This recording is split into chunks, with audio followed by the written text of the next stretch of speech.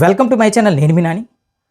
OG OG cinema తర్వాత OG సినిమాకు ముందు అలాంటి పరిస్థితి ఎదురైంది పవన్ కళ్యాణ్ గారి ఫ్యాన్స్. ఎందుకంటే అసలు పవన్ కళ్యాణ్ గారి నుంచి ఓజీ లాంటి సినిమా, ఒక క్వాలిటీ కంటెంట్ ఉన్న సినిమా, అది కూడా కేవలం ఎలివేషన్సే ఓన్లీ, ఇంకా ఎలివేషన్ ఎలివేషన్ ఎలివేషన్ అలాంటి సినిమా చూడగలం అనుకున్న ప్రతి ఒక్క ఫ్యాన్ కూడా కడుపు నుండిపోయేలాంటి హిట్ ఇచ్చారు పవన్ కళ్యాణ్ గారు. ముఖ్యంగా సుజిత్ భయ్య ఈ విషయంలో మాత్రం ప్రతి పవన్ కళ్యాణ్ ఫ్యాన్ కూడా నీకు రుణపడి ఉంటాడు. ఇప్పుడు ప్రజెంట్ ఈ ఓజీ సినిమా కలెక్షన్లపై కొంతమంది యూట్యూబర్స్ కొంతమంది మాట్లాడుతున్న మాటలు వింటుంటే నిజంగా భయ్య ఎంత ఎటకారంగా ఉందంటే, చూడండి, సింగిల్ లాంగ్వేజ్లో 2025లో ఇండస్ట్రీ హిట్ కొట్టిన ఓజీ సినిమా కలెక్షన్లని ఫేక్ అని ఇదని అదని ఎవడైతే వాగుతున్నాడో ప్రతి ఒక్కరు చెప్పేది ఏంటంటే, ఓజీకి ఉన్న హైప్కి, ఓజీకి ఉన్న మేనియాకి డే 1 200 కోట్లు వేసుకున్నా సరే ఎవ్వడు అడిగిన లేడు. కానీ డివివి వాళ్ళు, ముఖ్యంగా కళ్యాణ్ గారు, ఈ పోస్టర్ కల్చర్ ఏదైతే ఉందో 150 కోట్లు 200 కోట్లు 300 కోట్లు, ఇది ముందు నుంచి కళ్యాణ్ గారికి అసలు నచ్చదబ్బా. అసలు ఒక సినిమా ఆయన చేసిన సినిమాలు ఆయనే చూడరు. అలాంటిది ఆయన సొంత సినిమాలు కూడా చూసిన సందర్భాలు చాలా తక్కువ. కానీ ఓజీ అనే సినిమాని, అది కూడా ఆయన మన మెగాస్టార్ చిరంజీవి గారు, రామ్ చరణ్ గారు వీళ్ళందరూ కలిసి చూశారు. సో అలాంటి వ్యక్తిని పట్టుకొని ఫేక్ కలెక్షన్స్ అవి ఇవి అంటుంటే, ఓజీ అనే సినిమా ప్రతి ఒక్క ఏరియాలో ప్రాఫిట్లోనే ఉంది.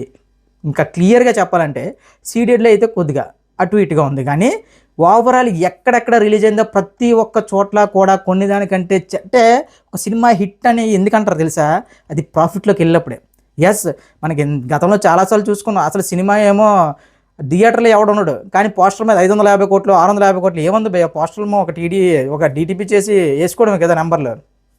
అది అలవాటు అయిపోయింది, ఫ్యాన్స్ మీద రుద్దేశారు అది. కానీ ఓజీ సినిమాకి వచ్చేసరికి చాలా జెన్యూన్గా ఎంత వచ్చిందో అంతే. ఓజీ సినిమా ఓవర్సీస్లో ఏ రేంజ్లో కొల్లగొట్టిందంటే భయ్య, దాదాపు 20 కోట్లకు 19 కోట్లకి డీల్ అయితే క్లోజ్ అయితే, 17 కోట్లు క్లోజ్ అయితే దాదాపు 30 కోట్ల వరకు కలెక్షన్ వచ్చాయి ఓవర్సీస్లో. ఇకపోతే ఉత్తరాంధ్ర, నైజాం ఇవన్నీ కూడా భారీ లాభాలు, మామూలు లాభాలు కాదు. సంక్రాంతికి వస్తున్న వెంకటేష్ గారి సినిమా తర్వాత ఇండస్ట్రీలో లాభాలు తెచ్చిన సినిమా, అది పెద్ద హీరోల సినిమాల్లో లాభాలు తెచ్చిన సినిమా ఓజీ. ఎస్, చిన్న సినిమాలు చాలా వచ్చినాయి, లాభాలు తెచ్చిన ఆ విషయాలన్నీ పక్కన పెడితే, పెద్ద హీరోల సినిమాలు ఇప్పటివరకు ఏవైతే రిలీజ్ అయ్యారో 2025లో అంటే ఆల్మోస్ట్ టేబుల్ ప్రాఫిట్తో పాటు కొన్న ప్రతి ఒక్కరికి లాభాలు మిగిలిన సినిమా ఓజీ మాత్రమే. ఇది గర్వంగా చెప్పగలను నేను, ఎందుకంటే ఇది పోస్టర్ల మీద వేసుకుంటూ వచ్చింది కాదు భయ్యా. నైజాంలో దిల్ రాజు అనేవాడు ఎలా ఉంటాడో ప్రతి ఒక్కరికి తెలుసు. ఆయనే ఓపెన్గా నైజాంకు ఒక్కడే నవాబ్, అది కళ్యాణ్ గారు అని చెప్పాడంటే మీరు ఒకసారి అర్థం చేసుకోండి. 40 కోట్లు 20 కోట్లు పెట్టుకున్న సినిమా ఆయనకి ఎంత ప్రాఫిట్ రాకపోతే అంత కాన్ఫిడెంట్గా ఉంటాడు.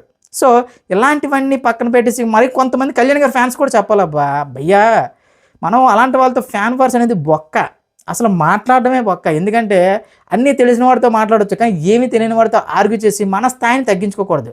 ఆ ఓజీ కలెక్షన్ ఫేక్ ఏముంది అనడానికి, టైప్ చేసి పెట్టడానికి ట్విట్టర్లో కానీ ఇన్స్టాగ్రామ్లో కానీ చేయడానికి ఏముంది భయ్య, ప్రతి వాడు చేస్తారు. కానీ మన ప్రొడ్యూసర్లు ఎవరైనా సరే ఈ హుస్సేన్ సార్లో దూకడం కానీ, లేదంటే టెంటర్లు వేయడం కానీ అలాంటివి కళ్యాణ్ గారి సినిమాకి అసలు జరగవు.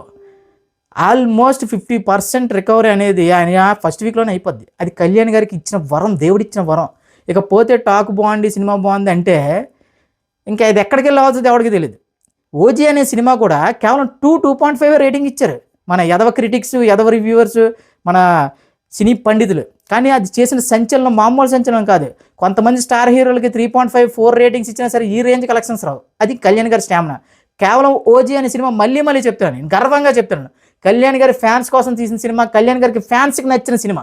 ఎస్, కొంతమంది యాంటీ ఫ్యాన్స్ ఓరే సినిమాలో స్టోరీ లేదు, హీరోయిజం మాత్రం ఉంది, అది ఇది ఎవడెవడో పోతారు. కానీ ఎస్, యాజ్ ఏ ఫ్యాన్స్గా మాకు నచ్చింది కాబట్టి 2025లో ప్రాఫిట్లో ఉన్న ఏకైక సినిమా, పెద్ద హీరోల్లో ప్రాఫిట్ కొట్టిన ఏకైక సినిమా, అది సంక్రాంతికి వస్తున్నాం తర్వాత, ఎప్పుడో జనవరిలో రిలీజ్ అయిన సంక్రాంతికి వస్తున్నాం తర్వాత ఇప్పుడు మళ్ళీ ఓజీతోనే పెద్ద హీరోలు తీసిన సినిమాలు. ఎస్, చిన్న హీరోల సినిమాలు వచ్చినాయి, లిటిల్ హార్ట్స్ అలాంటి సినిమాలు చాలా పెద్ద లాభాలు వచ్చాయి. అవి నేను మాట్లాడలేదు, ఓన్లీ పెద్ద హీరోల ద్వారా లాభాలు పొందిన సినిమాలు ఈ ఇయర్లో రెండే.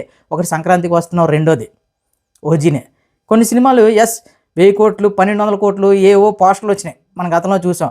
కానీ ఒకసారి ఇన్కమ్ ట్యాక్స్ రైట్స్ అవగానే ఇవ్వగానే ప్రొడ్యూసర్లు బయటకు వచ్చి మా దగ్గర అంతా అక్కడ వచ్చిందండి బాబు, 600 కోట్లు వచ్చింది, 700 కోట్లు వచ్చింది, సినిమాకు మేము పెట్టిన బడ్జెట్ 400 కోట్లు. అది కాదు కదా వ్యాపారం. చక్కగా 200 175 గట్టిగా అయితే నాకు తెలిసి కళ్యాణ్ గారి ఓజీ సినిమాకి కళ్యాణ్ గారి రెమ్యునరేషన్ తప్ప మిగిలినంత బాగానే ఉంటుంది. ఎందుకంటే ఆయన రెమ్యునరేషన్ హై. ఇంకా మిగిలినంతా కూడా నాకు తెలిసి దానయ్య గారు మహా అయితే ఒక 120 కోట్లలో కూడా నాకు ఎక్కువ అనిపిస్తుంది. ఎందుకంటే భయ్యా ఆ రేంజ్ బడ్జెట్లో అంత క్వాలిటీ ఇచ్చిన సుజిత్ని మాత్రం ఇంకా అంటే చెప్తున్నా కదా భయ్యా, ఒక ఫ్యాన్కే తెలుస్తుంది తన హీరోని స్క్రీన్ మీద ఎలా చూడాలి, ఎలా ప్రజెంట్ చేయాలని.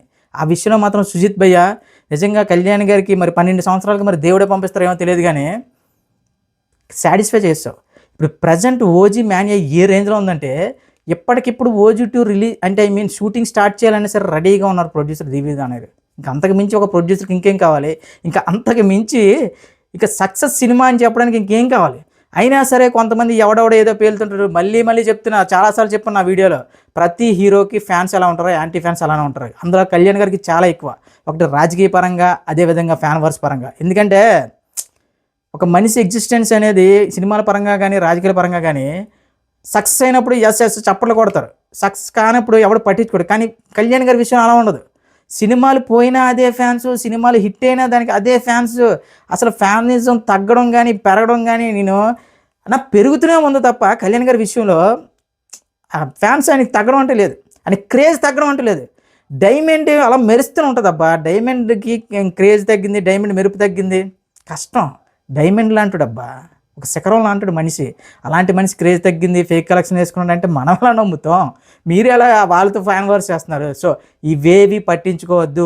OG 2 next Ustaad Bhagat Singh. నాకైతే ఉస్తాద్ భగత్ సింగ్ ఓజీ 2 కంటే సురేందర్ రెడ్డి గారితో సినిమా ఏదైతే అనౌన్స్ చేస్తారో నాకు చాలా ఇంట్రెస్టింగ్ అనిపించింది.